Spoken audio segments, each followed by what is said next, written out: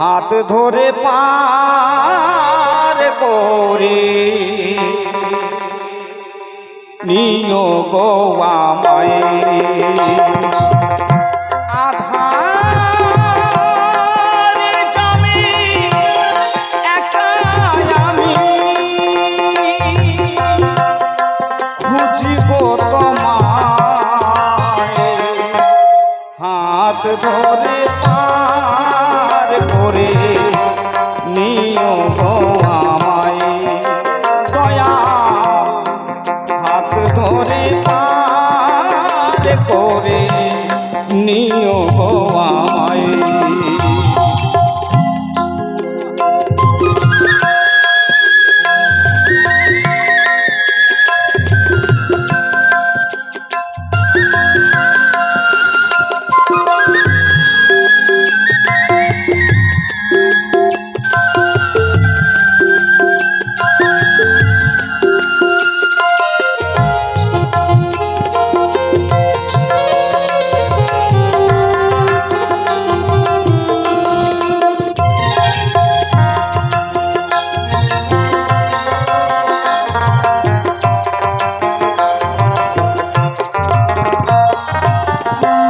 রাধার মদন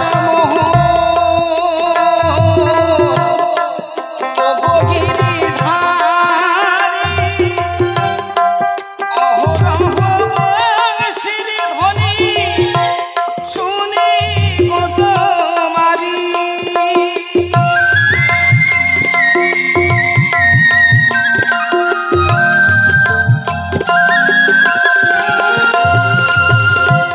রাধা রমন মদন মোহ গিরিধারী অহরহ শ্রীধ্বনি শুনি গো তোমারি তোমা বিনে ভক্ত চলে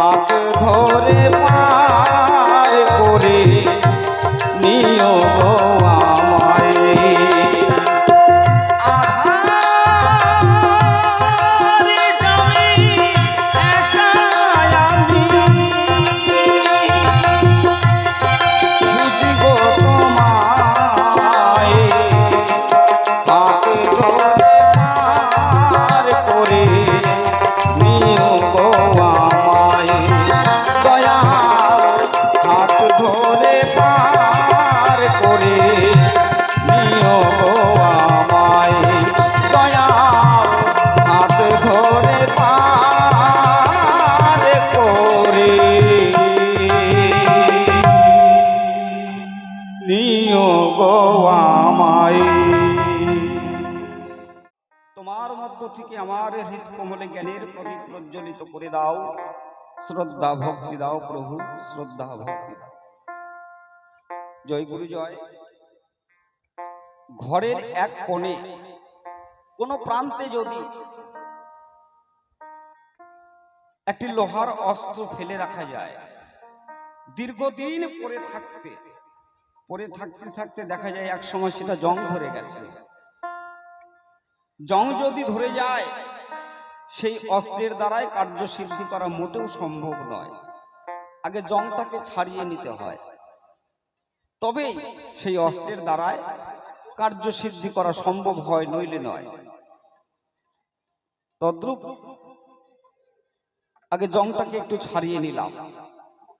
এবার আসি আলোচ্য প্রসঙ্গে, যিনার সঙ্গে গান বিগত কালকে হয়েছে। অত্যন্ত জ্ঞানীগুণী ভাবতত্ত্ব রসরাজ মাননীয় সুকুমার হালদার মহাশয়। উনিও একজন জন্মসূত্রে হালদার, আমিও একজন হালদার। এই হালদারের পাল্লা কমিটির বাবুরা জানিয়ে দিয়েছেন। আজকের নির্ধারিত আলোচনা প্রসঙ্গ ব্রাহ্মণ এবং বৈরাগী বা বৈষ্ণব, এই নিয়ে আলোচনা শুনতে চাই। খুব সুন্দর একটি পালা তুলে ধরবার কথা বলেছেন। যদি ব্রাহ্মণ সমাজের কেউ থেকে থাকেন, আপনারা মনে কিছু নেবেন না, এবং বৈষ্ণব বা বৈরাগী যদি থাকেন, আপনারা কেউ যেন মনে দুঃখ নেবেন না। আজকে দুজন দুই পক্ষের উকিলের ভূমিকায় দণ্ডায়মান হয়ে আলোচনার সূত্র তুলে ধরতে চাই। তবে ব্রাহ্মণ এবং বৈষ্ণব নিয়ে আলোচনা করতে গেলে পরে একটি নির্দিষ্ট ঠিকানার কিন্তু বাবা প্রয়োজন হয়। উকিলেরা যখন ওকালতি করে, একদম আদি শিখর থেকে কথাটাকে তুলে ধরে। জজ সাহেব সেই ঝগড়াটাকে কেন্দ্র করে অবশেষে রায় দেয়। বলা বাহুল্য, এই জন্য কথাটা বলছি। অভিনয় ক্ষেত্রে গেলে পরে যদি এখন ব্রাহ্মণ এবং বৈষ্ণব হয়, সেই জায়গায় গেলে অনেক রকম আলোচনা পালা প্রসঙ্গ দাঁড়িয়ে যায়। যদি বাংলা সাহিত্যের কথা বলি, সেইখানে একদিকে যেমন বৈষ্ণব চূড়ামণি, কৃষ্ণ ভক্ত প্রদায়িনী, আপনাদের সকলের আছে জানা চণ্ডীদাস রজকিনীর ঘটনা। তাহলে একদিকে রজকিনী, যিনি হলেন কৃষ্ণ ভক্ত প্রদায়িনী, আর ব্রাহ্মণ চূড়ামণি, যিনি বীরভূম জেলার নানুর গ্রামের দুর্গাদাস শর্মা পণ্ডিতের সন্তান চণ্ডীদাস। এটা যেমন একটা পালা হয়। যেহেতু আগের প্রসঙ্গটা তুলে ধরে গেছেন, একদিকে কালী ভক্ত আর একদিকে কৃষ্ণ ভক্ত, রানা কুম্ভ এবং মীরাবাই, সেই জন্য এই জায়গাটা বাদ দিয়ে একটু সরাসরি অন্য প্রসঙ্গে যায়। তাহলে একদিকে ব্রাহ্মণ, একদিকে বৈষ্ণব। ব্রাহ্মণ, বৈষ্ণব বা বৈরাগী, এই নিয়ে আলোচনা প্রসঙ্গ শুরু করতে চাই। আজকে অভিনয় ক্ষেত্রে যেমন কথাটা না বললেও নয়, এত গান শুধু, এর মধ্যে শুধু কথায় আর কথা। এখন চিড়িয়াখানায় একজন চাকরির জন্য গেছে। চাকরির জন্য যাওয়ার পরে যখন বলেছে, দাদা ভাই আমি বেকার অবস্থাতে আছি, সত্য কথা আপনার কাছেই প্রকাশী, তাই আপনার চিড়িয়াখানায় আমি একটা ছোটখাটো চাকরি চাই। বলে কেমন? ন্যূনতম বেতন দিলেও হবে। বলে তাহলে একটা কাজ করা যাক, আমার চিড়িয়াখানাতে তোমাকে একটা চাকরি দেওয়া হবে। কি? তুমি ভাল্লুকের অভিনয় করবে। ভাল্লুকের ড্রেস পোশাক যখন পরে ওকে যখন রাখলো চিড়িয়াখানার ভেতরে, কি বলবো আপনাদের ঠাই, ওই পাশাপাশি বাঘের খাঁচাটাও রয়। এখন ওই বাঘের খাঁচাতে, ওই ভাল্লুকের খাঁচা এবং বাঘের খাঁচার মাঝখান দিয়ে একটা রাস্তা আছে, সেখানে তালা চাবি দেওয়া আছে, কোনো মতো যেন বাঘ ভাল্লুকের খাঁচায় আসতে না পারে, ভাল্লুক যেন বাঘের খাঁচায় যেতে না পারে। কিন্তু দৈনিক তাদের খাবার দাবারের ব্যবস্থা করে মালিক। একদিন খাবার বাঘের খাঁচায় খাবার দিয়ে যখন খাঁচা থেকে বের হয়ে আসে, মনের ভুলে ওই যে বাঘের খাঁচার যে তালাটা এটা দিতে ভুলে গেছে। হঠাৎ করে ওই বাঘ খাঁচা থেকে বের হয়ে এসে ভাল্লুকের খাঁচায় ঢুকে খপাং করে যখন ভাল্লুকের গলাটাকে একদম কামড়ে ধরেছে, ভাল্লুক চিৎকার করে বলছে তো ভাল্লুক নয় মানুষ, অভিনয়ে ভাল্লুক সেজেছে তাই চিৎকার করে বলে বাঁচাও বাঁচাও বাঁচাও, বাঘে বুঝি আমাকে গিলে খায়। এখন বাঘ জোরে করে একটা চাপড় মেরে বলছে চুপ কর, চিৎকার চেঁচামেচি করবি না, আমি বাঘ নই, বাঘের মতো আমিও, তুইও যেমন এসেছিস মানুষ হয়ে ভাল্লুকের অভিনয় করছিস, আমি তো বাঘ মানুষ হয়ে বাঘের ছাল পরিধান করে আমি বাঘের ভূমিকা পালন করছি। তদ্রূপ তাই আজকে অভিনয় ক্ষেত্রে একদিকে বৈরাগী বা বৈষ্ণব আর একদিকে ব্রাহ্মণ, এই নিয়ে আলোচনা করতে চাই। আপনাদের সকলের আছে জানা, এই যে ব্রাহ্মণ ক্ষত্রিয় বৈশ্য শূদ্র চার বর্ণের মানুষ ব্রহ্মবৈবর্ত পুরাণে বর্ণিত আছে। যেটা বলতে চাই আপনাদের কাছে, ব্রাহ্মণ ছাড়া শূদ্রের বাড়ি কোনো আদ্য শ্রাদ্ধ শুদ্ধ হবে না। একটা নবজাত সন্তান জন্মগ্রহণ করলে পরে সেই সন্তান যখন অন্নপ্রাশন দেওয়া হয়, এই অন্নপ্রাশন দিতে গেলে ব্রাহ্মণের প্রয়োজন হয়, আছে কিনা দাদা? একটা সন্তানের যখন মুখে অন্নপ্রাশন দেওয়া হবে, মুখে ভাত দেওয়া হবে, তখন ব্রাহ্মণের দরকার হয়। যদি ভুল বলি আপনারা বলবেন কথাটা ভুল হয়ে গেল, আমি মেনে নেব। অন্নপ্রাশন দিতে হয় তোমার, এই অন্নপ্রাশন দিতে গেলে সেখানে ব্রাহ্মণের প্রয়োজন আছে। অনেকে নারায়ণ পূজা করে, যার যার কুটিরে নারায়ণ পূজা করতে গেলে পরে ব্রাহ্মণের দরকার অবশ্যই হয়, তাই সেখানে ব্রাহ্মণ ছাড়া কোনো গতি নাই, গতি নাই, গতি নাই। সেই নবজাত সন্তান যখন যৌবনে পদার্পণ করে, কি বলবো আপনাদের ঠাই, যখন উপযুক্ত সময় হয়, যখন দেবে সেই ছেলের শুভ পরিণয়, যখন বিয়ের দিন ধার্য করে, তখন কিন্তু অবশ্যই ব্রাহ্মণের প্রয়োজন পড়ে। ব্রাহ্মণ ছাড়া বিবাহ কার্য সমাধান হয় না এই বিশ্ববসুধায়, তাহলে সেখানেও ব্রাহ্মণের প্রয়োজন হয়। এবং মানুষের ভবলীলা সাঙ্গ হয়ে গেলে পরে যখন সে চিরদিনের জন্য প্রস্থান করে, সে যখন মারা যায়, এই মৃতদেহের সৎকার করতে গেলে পরে একমাত্র ব্রাহ্মণের প্রয়োজন পড়ে। এখানে বৈরাগী কিংবা কোনো বৈষ্ণবের কোনোই প্রয়োজন নাই, কোনো অবদান নাই। এই যে ব্রাহ্মণ ক্ষত্রিয় বৈশ্য শূদ্র, কেন এর মধ্যে বৈরাগী বা বৈষ্ণবকে দেখানো হলো না? বৈরাগী বা বৈষ্ণব কোনো জাতির মধ্যেই পড়ে না। আসলে কি এরা কোনো জাতির মধ্যে থাকে? কোনো জাতির মধ্যেই নাই, আমি সরাসরি দেখতে পাই। তাই ওগো বৈরাগী ভাই, তোমাদের নিত্য লীলা, তোমাদের ছলা কলা দেখে আমি পড়ে গেলাম এখন মহা সমস্যায়। আজকে সেই জায়গায় দাঁড়িয়ে একটু বৈরাগী বাবুর কাছে দুই চারটি কথা বলতে চাই। সুরচ্ছন্দে একটা গান গাই আর বৈরাগীকে মঞ্চে ডেকে পাঠাই।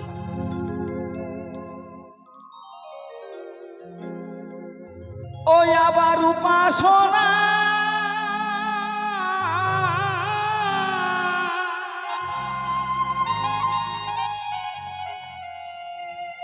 আবার উপাসনা নিলে নাকি সঙ্গে আবার বৈষ্ণবী রাখিতে হয়, নবদ্বীপে হয় গো যত দেখি এই বৈরাগীর আশ্রয়। রাজা রামমোহন রায়ের আমলে ছিল সতীদাহ প্রথা। সতীদাহ প্রথা ছিল কেমন?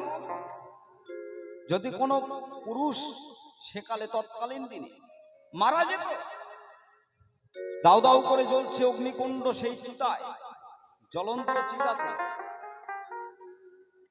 জ্বলন্ত চিতাতে তার সহধর্মীকে নিয়ে এসে জ্যান্ত মানুষটাকেও পোড়ানো হতো। এটা বন্ধ করা হলো বন্ধ করার পরে কেন একজন মারা গেলে পরে আর একজন সেই দোষের দোষী হবে, এটা বন্ধ করলো। করার পরে দেখা গেল সমাজের বুকে অনেকগুলো বিধবা, স্বামী মারা যাচ্ছে, শাঁখা সিন্দুর সকল কিছু নিঃশেষ করে দিয়ে বিধবার বেশে ঘুরে বেড়াচ্ছে। ঈশ্বরচন্দ্র বিদ্যাসাগর দেখলেন এদের একটা গতি করতে হয়, তাই কি করলেন, সেখানে ঈশ্বরচন্দ্র বিদ্যাসাগর নিজেই বিধবা বিবাহ প্রচলন করলেন, নিজের ছেলেকে একজন বিধবার সঙ্গে বিবাহ দিলেন। এই বিধবা বিবাহ প্রচলনটা আবার বৈরাগী গোসাইরা ধরে রেখেছে। একটা করে বৈরাগী গোসাইদের পিছনে 4টা 5টা 6টা করে বৈষ্ণবী লাগে। 5 জন যদি থাকে কি বলবো মা আপনাদের ভাগে, 5টা বৈষ্ণবীকে যদি 5টা গ্রামে পাঠিয়ে দিল, 5 কেজি করে চাউল নিয়ে এলে পরে 25 কিলো হলো। মেম্বার মাত্র 6 জন, 3 কিলো চাল রান্না করলে 3 বেলা হয়ে যায়, বাকি থেকে গেল 22 কিলো। এই যে টাকাগুলো বসে বসে মানে বৈরাগী গোসাই চালগুলো বসে বসে মাপবে। এরা মারা গেলে পরজন্মে হবে বন বিড়াল, কারণ বন বিড়াল দেখবেন শব্দটা কেমন করে, মাপ মাপ মাপ।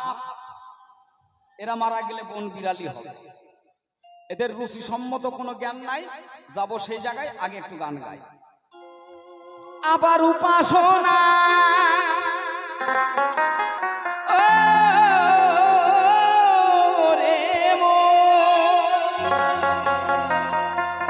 আবার উপাসনা নিলে নাকি সঙ্গে বৈষ্ণবী রাখিতে হয়, নবদ্বীপে হয় গো যত বৈরাগীর আশ্রয়, নবদ্বীপে হয় গো যত বৈরাগীর আশ্রয়, এই নবদ্বীপে হয় গো যত বৈরাগীর আশ্রয়। জয় জয় শ্রী গুরু প্রেমানন্দে হরিবল হরিবল হরিবল।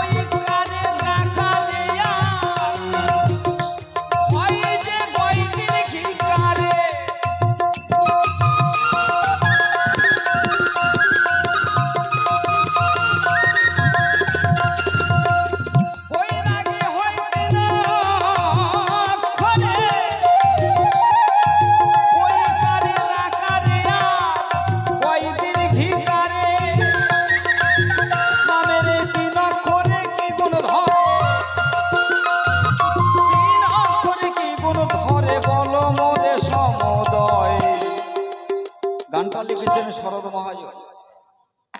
বৈরাগী লিখতে গেলে পরে শিক্ষিত ভদ্র সমাজ আপনাদের সকলের আছে জানা, বৈরাগী লিখতে গেলে 3টা অক্ষর প্রয়োজন পড়ে কিনা। বয়ইকার, বয়শূন্য রয়াকার আর গয় দীর্ঘিকার, এই যে 3টা অক্ষরে বৈরাগী হয়। এই 3টা অক্ষরের মূলত কাজটা কি? এই 3টা অক্ষরের ভাব অর্থটাই বা কি?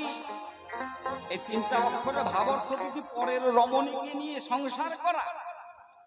আজকে বৈরাগীর বাটাম সাইজ হবে। উচিত কথা কই মাসি এতে তোর বাড়ি আসি আর না আসি। এক দেশে আয়না বা কাঁচ বলতে কোনো জিনিস ছিল না। সেই দেশের ব্যক্তি কোনোদিন নিজের মুখমণ্ডলটা আয়নাতে দর্পণে দর্শন করে নাই।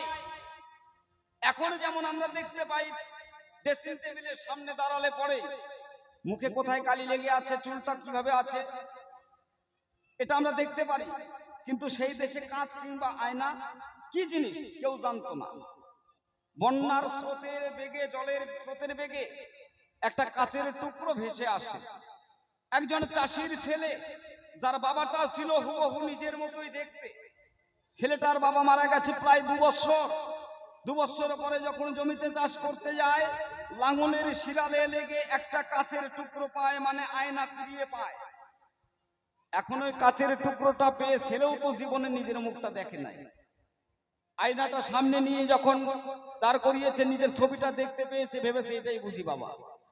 এখন ওই কাঁচের টুকরোটা নিয়ে বলছে, বাবা তুমি বেঁচে আছো বাবা, এখনো মরনি। ছবিটাও এরকম করছে। কাঁচের সামনে যেমন করে আপনি দৃষ্টিভঙ্গি করবেন, প্রতিবিম্ব ছবিটাও তাই করবে। ছেলেটা বলছে, বাবা আয়নার মধ্যে ছবিটাও এরকম করছে, তুমি বেঁচে আছো, ছবিটাও এরকম করছে। ও তুমি তাহলে মারা যাওনি? ছবিটাও মাথা নাড়াচ্ছে। ছেলেটা ভাবলো সর্বনাশ, আমার এলাকার আমার পাড়ার সকলেই জানে আমার বাবা মারা গেছে, কিন্তু আমি জানতে পারলাম বাবা এখনো মারা যায়নি। এটা যদি গ্রামের লোককে দেখায় তাহলে হয়তো নির্ঘাত বাবাকে মেরে ফেলবে। কি করা যাবে? না, বাবাকে নিয়ে গিয়ে আমি যত্ন করে ঘরে রেখে দেব, যখন আমার প্রয়োজন বাবার সঙ্গে কথা বলবো।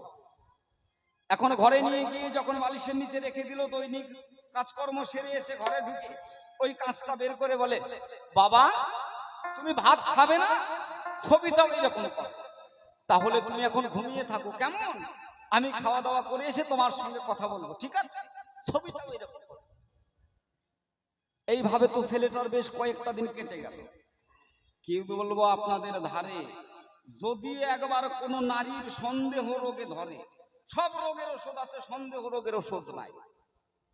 এখন গিন্নি চিন্তা করলো, তাই আমার স্বামী তো কোনোদিনই দীক্ষা শিক্ষা নেয় নাই, গুরু ঘরে যায় নাই, গুরু কর্ম কেমন জিনিস, সাধন ভজন কেমন জিনিস, খায় না, মাথায় দেয় না, পেরে সইতাও তো জানে না, কিন্তু ঘরে ঢুকে করে টাকা। আজকে জানতে হবে। স্বামী যখন ঘরে ঢুকে কাচের টুকরোটা নিয়ে বলছে, তুমি ভালো আছো? সেদিন আর বাবা বলে নাই, বলছে তুমি ভালো আছো? ছবিটাও এমনি করে মাথা নাড়াচ্ছে। তুমি আজকে খাবে না? ছবিটাও এমনি করছে। তাহলে তুমি ঘুমিয়ে থাকো, আমি খেয়ে দিয়ে এসে তোমার সঙ্গে সারা রাত আজকে গল্প করবো, কেমন? ছবিটাও এমন। বইয়ের মনে সন্দেহ জেগে গেল, সর্বনাশ। আমার মনে হয় আমার স্বামী আমাকে বিয়ে করার আগে কোনো মেয়ের সঙ্গে হয়তো ফষ্টি নষ্টি, কোনো প্রেম প্রীতি ভালোবাসা ছিল, তাই হয়তো তাকে বিয়ে করতে পারে নাই, সে মারা গেছে, তাই তার ছবি এনে ঘরে রেখেছে। যখন মনের মধ্যে ওই প্রাণপ্রিয়সীর কথায় প্রেরণা দেয়, ওই ছবিটা বের করে নিজের জ্বালাটা দূরীভূত করে। পরের দিন স্বামী যখন মাঠে গেল, গিন্নি তখন ঘরে ঢুকলো। ঘরে ঢুকে কাছের টুকরোটা হাতে নিল। জীবনেও বউ কিন্তু আয়না দিয়ে মুখটাও দেখে নাই। এখন যখন কাছের টুকরোটা সামনে নিয়েছে, নিজের মুখটা দেখবার সঙ্গে সঙ্গেই রেগে তেলে বাগুনে জ্বলে গেছে। হাট করে মেয়ে ছেলে, একমাত্র তুই আমার স্বামীর মাথাটা খেয়েছিস। ছবিটাও এরকম করেছে। তোকে সমুচিত শিক্ষা দিতে চাই, তোর কারণে আমার সংসারে অশান্তির আগুন লাগিয়েছিস তুই, তোকে আজকে শিক্ষা দিয়েই ছাড়বো। ছবিটাও এরকম। বৌমা তো 3-4 দিন ঠিক মতো খায় না, ঠিক মতো কথাবার্তাও কয় না। এখন শাশুড়ি মনে মনে ভাবলো ব্যাপারটা কি, বৌমা ঠিক মতো কথা বলছে না, খাচ্ছে না, কাজকর্ম করে না, মন নাই, ব্যাপারটা কি? এখন ডেকে ডেকে বলছো, মা আমার তো আর মেয়ে নেই, তুমি আমার বৌমা, তুমি আমার মেয়ে। আচ্ছা বলো তো মা, তোমার কি হয়েছে? কি হয়েছে আবার, কি হবে? আপনার ছেলে এরকম গোপনে গোপনে পীড়িত করেছে, এরকম ভালোবাসা করেছে গোপনে গোপনে, সেটা আপনি আগে বলেননি কেন? আপনার ছেলেকে সেই জায়গায় বিয়ে না দিয়ে আমাকে নিয়ে এসেছেন আপনার ঘরে, আমার সংসারটা শেষ হয়ে গেল।